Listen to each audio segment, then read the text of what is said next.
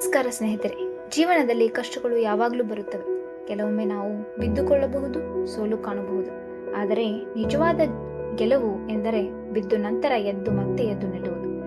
ಏನೇ ಸಮಸ್ಯೆ ಬಂದರೂ, ಏನೇ ಜನರು ನಕ್ಕರೂ ಕೈಬಿಡದೆ ಹೋರಾಟ ಮಾಡುವುದು ನಮ್ಮನ್ನು ನಮ್ಮ ಗುರಿಯತ್ತ ಕೊಂಡೊಯ್ಯುತ್ತದೆ.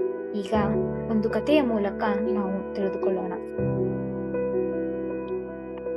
ಒಂದು ಚಿಕ್ಕ ಹಳ್ಳಿಯಲ್ಲಿ ರಾಹುಲ್ ಎಂಬ ಹುಡುಗ ವಾಸಿಸುತ್ತಿದ್ದ. ತಂದೆ ತಾಯಿ ಇಬ್ಬರು ಕೂಲಿ ಕೆಲಸ ಮಾಡಿಕೊಂಡಿದ್ರು. ಬಡತನವು ಅವರ ಮನೆಯ ನೆರಳಾಗಿ ಬೆಳೆದಿತ್ತು. ಆದರೂ ರಾಹುಲ್ ಹೃದಯದಲ್ಲಿ ದೊಡ್ಡ ಕನಸು ಕ್ರಿಕೆಟ್ ಆಟಗಾರನಾಗುವುದು ಆಗಿತ್ತು. ಹಳ್ಳಿಯ ಮೈದಾನದಲ್ಲಿ ಹಳೆಯ ಚೂರು ಬಿದ್ದ ಬ್ಯಾಟ್ ಹಿಡಿದು ದಿನವಿಡೀ ಅಭ್ಯಾಸ ಮಾಡುತ್ತಿದ್ದ ರಾಹುಲ್ ಒಂದು ದಿನ ಅವನ ಸ್ನೇಹಿತರು ನಕ್ಕು ಹೇಳ್ತಾರೆ, ರಾಹುಲ್, ನೀನೇನ್ ಕ್ರಿಕೆಟ್ ಸ್ಟಾರ್ ಆಗ್ತೀಯಾ? ನಮ್ಮ ಹಳ್ಳಿಯಲ್ಲಿ ಯಾರೂ ಇದಷ್ಟು ದೊಡ್ಡವರು ಯಾರೂ ಆಗಿಲ್ಲ. ಆದರೆ ರಾಹುಲ್ ನಗುತ್ತಾ ಹೇಳ್ತಾನೆ, ಒಂದು ದಿನ ನಾನು ಗೆಲ್ಲುತ್ತೇನೆ, ನೀವು ಅದನ್ನ ನೋಡ್ತೀರಾ ಅಂತ ಅವನು ಧೈರ್ಯದಿಂದ ಹೇಳ್ತಾನೆ.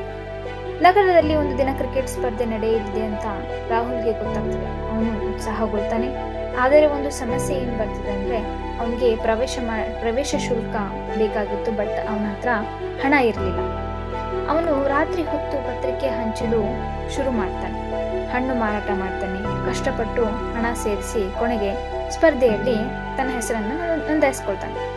ಮೊದಲ ಪಂದ್ಯದಲ್ಲಿ ಅವನ ತಂಡ ಸೋತೋಗ್ತದೆ. ರಾಹುಲ್ ಬೇಸರಗೊಳ್ತಾನೆ. ಆದ್ರೆ ಮನೆಗೆ ಹೋಗೋದಿಲ್ಲ.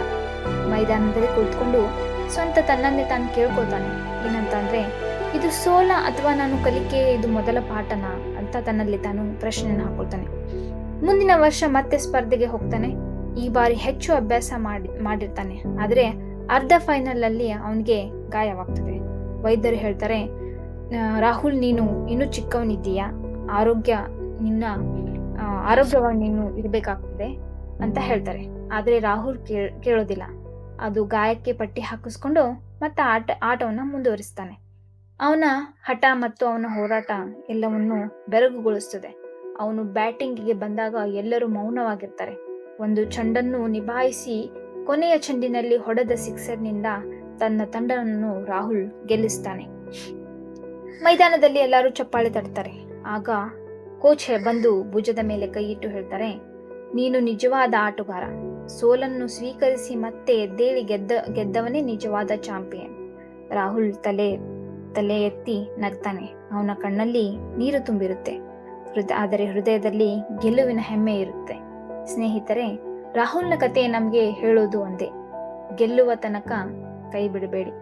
ಯಾರೇ ಆಗಲಿ, ಯಾವ ಸಂಕಷ್ಟ ಬಂದರೂ ಸೋಲು ನಿಮ್ಮನ್ನು ಪರೀಕ್ಷಿಸುವಷ್ಟು ನೀವು ಎದ್ದು ಹೋರಾಡ್ತೀರಾ. ಗೆಲುವು ಖಂಡಿತ ಬರುತ್ತದೆ.